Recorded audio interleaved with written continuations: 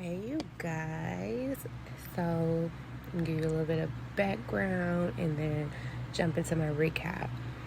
First, I want to thank all of the wonderful channels that I watched that helped me finish this story because, man, that shit was complicated just to finish the damn story, okay? But Thanksgiving morning, I think it was, I was scrolling through Instagram and thought I was coming across just like a little advertisement for something, and it was the first probably 10 chapters maybe of this damn story, Rekindled Heartache. The damn commercial was long, and I downloaded the app that they were advertising for and then read the comments, and they said you can find it on YouTube. So I spent all that day, y'all, all that day and all that night listening to the story. I got up to 1:50. More than likely, I fell asleep. And when I woke up, they had stripped them all down. And it took a minute before I was able to finally find the chapter where I even left off at, let alone finish. So, yes, thank you to all those wonderful channels that shared this story with us. Y'all, the bomb.com, for real. And I said, boy, if I can only find a recap. So I said, if I finish the story, that I will do a recap because it's very difficult. And I am going to post links to the channels that I've watched or listened. Yeah, so any channel that I was able to watch or listen to, let's just say listen to the story on, I am going to post those. Oh, excuse me. I'm going to share the links to those. There's actually one I recently came across that's pretty bomb, and I'm mad because I can't think of the name of it off the top of my head, but I am going to share the link to their channel. I think it's Lies, Truth, and something. It was so many of them, y'all, so don't get mad at me. Audioverse Hub was another one, and a little bit of Mood Swing. And the first one, I want to say the first one was titled after the book. When you do a search for Rekindle Heartache, it's one of the first channels that pop up. So yeah, they were all pretty cool and sharing with us. One of them only go up to chapter 100, and then after that you're going to have to kind of start moving around to finish. But let's get into it, y'all. So, of course, the story starts off with, we saw a little, what would you call it, visual of Zoey, the main character, well, one of the main characters, being stabbed by her boyfriend's mom. She's pregnant and, crying, and you got the evil woman telling her, you and your baby will never be part of our family and whatnot. And she gets stabbed by this woman and hides from her in the hospital and fake her baby death. Okay, so I ain't gonna lie, y'all. I probably jumped in and out and went back. I got a bad habit of doing that even when I'm reading books. My man kind of goes all over the place. And I think they kind of took us back a little bit in the beginning to some of the complications Zoey had with, the dude Blaine mom. She was such an evil ass bitch. Basically her fucking with her family. Oop, my bad. Messing with her family, messing with her sister. The woman was trying to break them up, so she was doing all type of evil stuff. Blaine's father was a senator. Plus, I think her family, his mother's family, had some type of business. They were supposed to be these powerful people and all that crap. And so anyway, his mother would do stuff like somehow blocked her sister from getting into a college and just all type of evil stuff. So anyway, after she gets stabbed, she faked her baby death. She broke up with Blaine and didn't see him.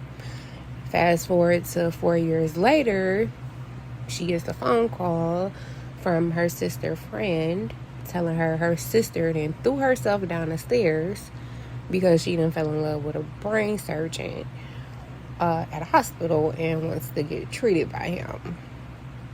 Zoey, I'm sorry y'all, Zoey used to piss me off. Zoey, her sister who is Ziva, her mom Gloria, all these motherfuckers characters, they kind of made me mad, I ain't gonna lie. It's all a hot mess. I'm telling y'all, the only characters that I was rocking with all the way through was Blaine and Max, okay? Even Jose and Ramona and all of them was making me mad. And we get introduced to Jose and Ramona at the beginning of the story when Blaine is still a doctor, and Ramona was doing her residency up under him. Sound like he would have been the attending physician and like a teacher, however that goes. And Jose was another resident doctor or whatever the hell. They would do surgeries together and all of that stuff. Now Zoey walks in to go see her sister. That's when her and Blaine see each other again. Did she pretend like she didn't know him? Why? I can't remember. She knew exactly who he was, but no one knew. Mind you, she had a child by this man. No one knew he was her baby daddy. He didn't know he was her baby daddy. Her son is in the hospital at this point, 4 years old. Sick is all hell with cancer or leukemia. He needs a bone marrow donor, and I'm telling y'all, she would make me mad. A lot of tears in this story as well. A lot of weird stuff too. It's definitely, to me, I saw it as a fairy tale for adults. That's what made me okay with, listening to it. Because it is like full of stuff that can't possibly happen. Self-preservation is a effort. And it's like our strongest instinct. So before I started my recap, I wanted to do some little notes on different parts that I feel like was important. Yep, this is such a ghetto ass recap, y'all. It is what it is. I already mentioned that Zoey see Blaine in for the first time after 4 years at the hospital. Talked about how Ziva throwing herself down the stairs. Oh, Blaine had always let Ziva know that he was not interested in her and wasn't nothing happening. He didn't like her like that.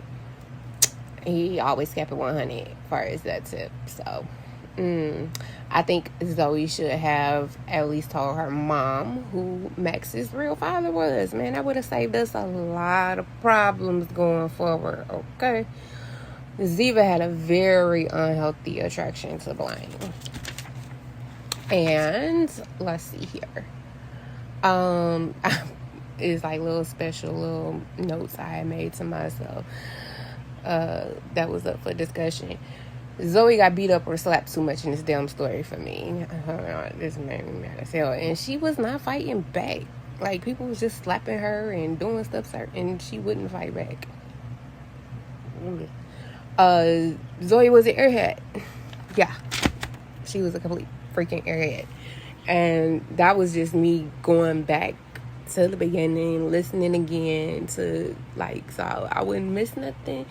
But, bro, I was getting a headache. So we go through chapters, all the way up to, I'm going to say, 87. Let's do that. Without Blaine knowing that he is Max's father. And I'm sure too many of us who's listening to the story was super damn frustrated. Whew. that at the fact we had to go all of them chapters, almost 100, before Blaine found out Max was his child. Yes, all the while, again, no one knows, not even her family, who Zoe baby daddy is. So Blaine and Zoe had a lot of moments. Zoe needed to pay for her son's treatment. So instead of telling the man it's his child, she decided to be like his mistress or his by sleeping with him, and I guess he would give her money. That's what she decided. So we went through all of these different little moments. All right, y'all, let's fast forward to Sophia, his fiance, paid some people to kidnap Zoe. And if I can remember that right, she paid them to rape her and beat her. Yeah, y'all, like I said, definitely in the story for kids. Yeah, she paid some men to kidnap and rape and beat Zoe. They definitely beat her. They did a lot of kicking her in the stomach. Why I feel like I cannot remember why Sophia thought she was pregnant. I'm lost on that. But I didn't go back that far to get my notes. So it is what it is. Somehow Blaine found out about that. He did break off his engagement with Sophia. So, yep, after he breaks up with Sophia, he goes to Zoe and, he wants to take her out. And he even convinces her to bring Max out. Mind you, they live in Arizona, y'all. They go to like a winter fest that has like an ice rink, some fake snow and whatnot. Max is there. He's having a great time. And we're in probably somewhere in the 80s, chapter 80 something. Sophia is there, unbeknownst to them. She calls Ziva, tells Ziva, you should come down here. Just convincing her to come. She's not telling her what's going on, but convincing her to come down there so she can see for herself. Because Ziva is crazy obsessed with Blaine. Oh boy. You know what? I'm sorry, y'all. I'm skimming over some things. Zoe's mother was adamant that Zoe kept Ziva away from Blaine to leave that man alone. She also was very rude to Blaine, treating him very horribly. Blaine was a brain surgeon. Zoe convinced Blaine to do her mother's surgery. Her mother needed surgery. She convinced Blaine to do it. Blaine did it and paid for everything as well. Man, you love him some Zoe. Ziva was trying to pay Blaine some money and convinced herself by him turning it down, that means he cares about her. But Ziva don't know he in love with her sister, and he felt like he gonna take care of her regardless. All right, so this happened before the. Okay, so now we at this Winterfest, and they professing their love to each other. Blaine definitely professing his love to Zoe. Sophia then already called Ziva for Ziva to come down. Sophia then snapped some pictures of them kissing and making out, and I believe that's when Blaine and Zoe decided, they were going to try it out again. So they decide, hey, it's time to go. While they're in the car, Zoe's in the back seat with Max. Blaine's driving. They're talking and sharing some intimate secrets, I guess, about the past and whatnot. And I'm sure he asked her what really happened, why she really left 4 years ago, because she did not tell him about his mom. She was making me mad, y'all. But she was getting ready to tell him about Max. And before she could, a truck comes and hits them. So when this happens, Ziva is on her way, one way, and they going another way. Ziva notices Blaine in Blaine's car. She jumps out to go help Blaine. Blaine is trapped in the car, something on him or whatever. He tells Ziva, help Zoey and Max stay in the back. He said, get to whoever you can get to first, and then come back and get the other one. She gets Zoey out, drags Zoey away from the accident. Zoey passed out. And then while she's getting Max, Blaine was able to free himself from this. Some cops came. Anyway, the truck blew off Ziva's leg. Okay, y'all, that was a little dramatic. The truck didn't blow off Ziva's leg, but it messed her up. The explosion messed her up. While she's in an ambulance, I believe Zoey was still passed out, knocked out. Blaine is riding with Max. And anyway, everybody gets to the hospital. Zoey finally wake up. Blaine is still with Max the whole time. He had to get some type of surgery from whatever damages was caused in the accident. Ramona and Jose are doing the work on Max. And so when Zoey finally recovers, she's fine. She calls Blaine. Blaine tells her, like, hey, I'm with Max, blah, blah, blah. Telling her to stay cool. So she goes to see what's going on with Ziva. That's when the doctors come out and tell her, like, Ziva got too much damage.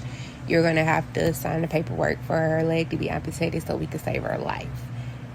This lady was really struggling with if she should sign this paper.